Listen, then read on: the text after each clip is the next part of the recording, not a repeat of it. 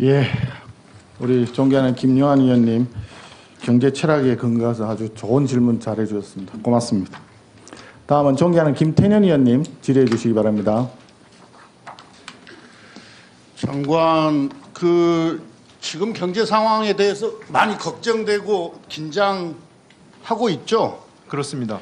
경제는 한번 망가지면 회복하거나 회복하는데 시간이 많이 걸리거나 아니면 회복을 못하고 영원히 추락해버리는 경우 우리가 다른 나라의 경우에서 볼 수 있지 않습니까? 네. 그렇죠. 일본을 우리가 흔히 잃어버린 30년 이렇게 이야기를 하는데 관련해서 일본이 왜 그렇게 됐는지에 대해서는 연구를 많이 해보셨죠? 뭐 여러 연구들이 있습니다. 네. 연구도 있고. 네.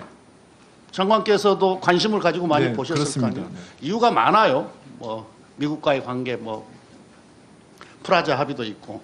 근데 그 중에 하나가 뭐냐면은 그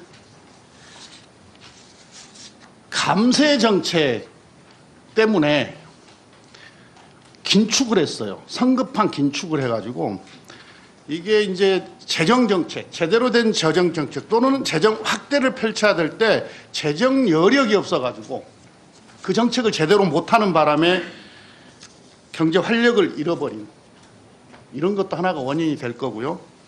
그 다음에 미래 첨단 전략 기술과 관련한 또는 산업과 관련한 투자를 적게 하지 못한 것. 또 뭐 이런 것도 하나가 있을 것이고요.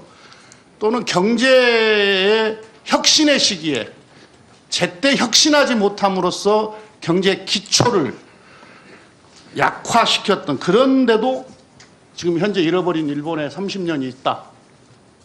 저는 그렇게 봅니다. 다른 이유들도 있지만 그 점에 있어서는 동의하십니까?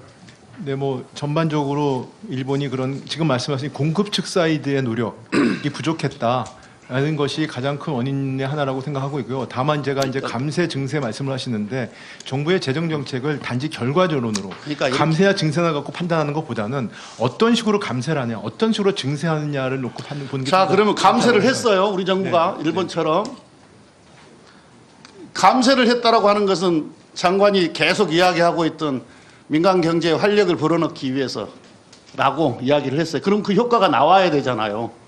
지금 그 효과가 나오고 있나요? 뭐 좀 그런 부분들에 대한 저희가 시행한 지 얼마 안 됐기 때문에 그런 부분들은 그 좀 서서히 효과가 나올 거라고 봐요? 네, 기대를 하고 있습니다. 지금 계속 우리 경제 좋아지고 있다. 낙관하는데 대통령도 그렇고 총리도 그렇고 장관도 그렇고 지금 소비 여력이 감소됐어요. 그렇죠? 가계부채 문제 여전히 심각해지고 이게 쭉 누적되어 온 거긴 하지만 현 정부의 부동산 정책이 오락가락한 부동산 정책 때문에 또 생긴 문제도 있어요. 그 다음에 자영업은 위기고 자영업 구조조정 이야기하는데 자영업을 구조조정하려면 이 구조조정된 자영업자들을 어떻게 받아낼 것인지에 대한 대책 이거 충분히 세워놔야 되잖아요. 이 정부에서 그런 전략적인 판단들을 하고 있는지에 대해서 나는 의심하고 있습니다. 고용 막 자화자찬해요. 고용률 늘어났다, 좋아졌다, 실업률 줄었다. 속살을 들여다보면 아니잖아요. 장관도 잘 알고 계시잖아요. 아까 우리 김영재 의원께서 쭉 통계를 말씀하셨었는데 예를 들면 아예 구직 포기해버린 사람들도 있고 6개월 이상씩 구직 활동 안 해버린 사람들도 있고 많고 그 다음에 15시간 이하 단기 알바 일자리 그 다음에 65세 이상 고령 인구의 단기 알바 일자리 이런 숫자를 가지고 고용 좋아졌다 이렇게 이야기하면 안 되는 거죠. 지금 이 고용과 관련해서도 보면은요 지금 벤처 창업의 활력이 확 떨어졌어요. 윤석열 정부 들어서서 모태펀드 투자 액수도 떨어졌고 벤처에 투자하는 숫자도 이게 기업 숫자도 떨어졌고 즉 창업의 활력이 떨어졌다는 이야기거든요. 창업이 안 되면 창업이 제일 좋은 일자리를 만들어내는 건데 이게 이제 우리 미래 경제와 관련해서 심각한 부담으로 오게 될 거예요.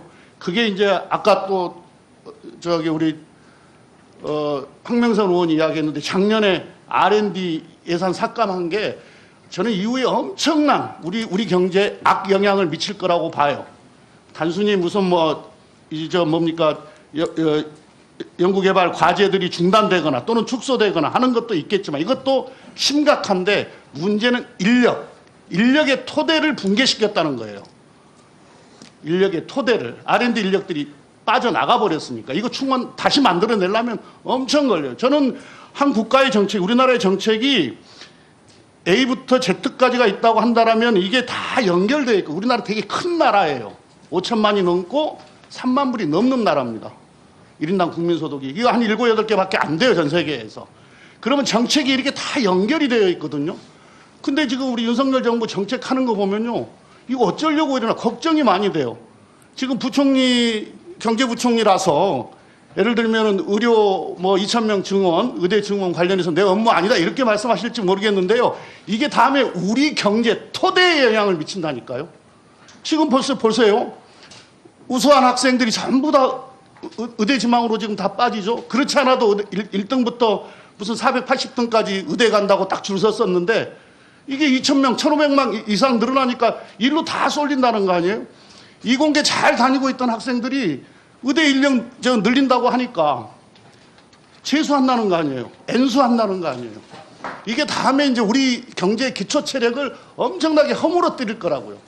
그래서 미래 경제를 생각한다면 부총리가 중심 딱 잡고 이렇게 하면 안 됩니다 라고 얘기할 수 있어야 돼요. 지금 전혀 그런 걸 하지 않고 있어요. 이건 나는 심각한 문제라고 봅니다. 그래서 이 감세 정책과 관련해서 지금 이 감세로 인한 경제 효과, 앞으로 어떤 효과가 나타날 것이냐에 대해서 이야기해보라 그러면요. 예측 불가능합니다라고 이야기해요. 그리고 하는 얘기가 경제 활력을 위해서 합니다. 경제 활력을 위해서 하면 뭔가 예측을 해야 될 거 아니에요. 근데 예측 못해요, 기재부가. 다른 할 얘기도 참 많은데 시간이 짧네요. 답변을 좀 간단히 드리겠습니다. 말씀하신 것처럼 이게 어차피 감사장이고 의원님들께서 우리 경제를 거기 걱정하시는 게 때문에 저도 경제를 담당하는 장관으로서 우리 경제 어려움이라든지 내수의 어려움에 대해서 저도 심각하게 생각하고 있습니다. 그래서 저희도 노력을 하고 있기 때문에 자칫 잘못하면 제가 변명을 하는 거로 들릴까 봐 제가 어려운 부분이 있습니다만 또 굳이 말씀을 하시니까 한두 가지 말씀을 드리면 공직자로서 경제 관료로서 저희가 낙관적인 전망과 긍정적인 부분을 보는 거는 구분해서 하려고 노력을 해왔습니다, 지금까지. 그래서 그런 부분들에 대해서 다시 한번 말씀을 드리고요. 자영업자 문제에 대해서는 저희가 구조정한다는 얘기한 적은 없습니다. 다만 제 자영업자의 어려움은 예를 들어서 그동안에 여러 가지 유동성이 늘어난 과정에서의 유동성 파트가 끝났는데 그런 과정에서의 어떤 그 상황 변화 그리고 또 구조적으로 온라인이나 이런 것들이 발달해서 그런 구조적인 변화가 같이 섞여서 자영업 하시는 분들이 어렵습니다. 그 정부가 그분들이 새로운 출발하는 거 도와드리고 또 단기적인 어떤 어려움을 극복해 드리려고 나름대로 노력을 하고 있습니다. 좋은 의견 있으면 같이 주시면 저희가 그 대책에 반영을 하겠습니다. 그리고 벤처 창업 같은 경우 아까 22년, 23년 통계를 보셨는데 23년, 22년 통계만 비교하시면은 조금 오도하는 측면이 있습니다. 그래서 24년 와서는 왜냐하면 22년, 21년은 벤처 창업이든 뭐든 유동성이 많이 늘어난 거기 때문에 그냥 단순 비교하시는 것보다는 24년 같이 봤으면 좋겠다. 제가 이렇게 설명은 드리지만 의원님 말씀하신 지적을 제가 겸허히 생각하고 제가 좀 더 반영하겠습니다. 네. 경제펀드 예산 안 보고 얘기하는 것 같습니까? 네, 수고하셨습니다.